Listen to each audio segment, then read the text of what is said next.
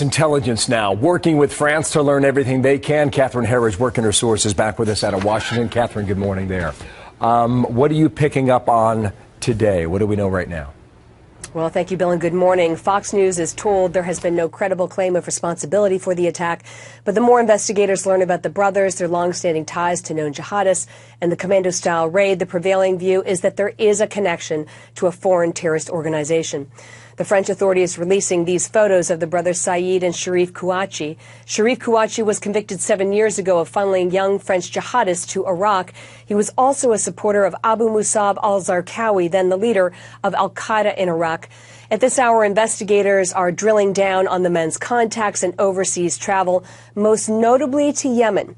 And a U.S. official confirms that those overnight raids in Paris, including the 7 arrests, are related to Wednesday's shooting, Bill. As you know, when a story like this breaks, you run to your computer. What are officials learning from any traffic online, Catherine? An intelligence source highlighted to Fox News a tweet that was sent out less than an hour after the attack, where 3 al-Qaeda leaders figure prominently. They include the leader of al-Qaeda in Pakistan, Ayman al-Zawahiri, the American cleric, Anwar al-Awlaki, the first American targeted for death by the CIA and a leader of al-Qaeda in Yemen, and Samir Khan, who was responsible for that group's propaganda journal, Inspire magazine. Fox News is told the tweet is connected to the attack, and it is being reviewed by investigators. It's worth noting and emphasizing that eyewitnesses reported the brothers claimed they were al-Qaeda, with one saying they specifically indicated they were with al-Qaeda in Yemen, Bill. One more question here, Catherine. Answer it the best you can. The report out of France suggests that they were orphans, but grew up in France all their lives.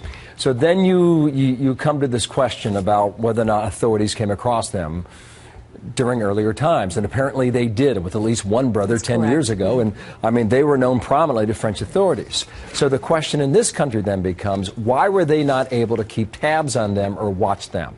Now, that may sound easier than it actually is, but how would they answer that right now if they were posed that question? Well, this is the central question for the French intelligence services. What level of surveillance they had on these individuals, if any, and why it was they were not able to thwart this attack. On that point, I would say, is that when you have these small cell operations, these are the most difficult to infiltrate because in this case it appears to be a conspiracy of 2 with possible links to a foreign terrorist organization.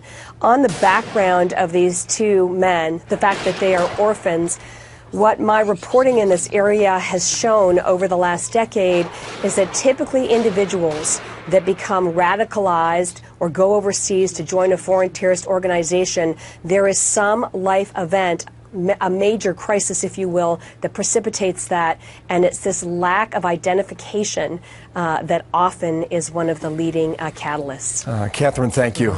Back with you when we get more. From Washington, Catherine Herridge.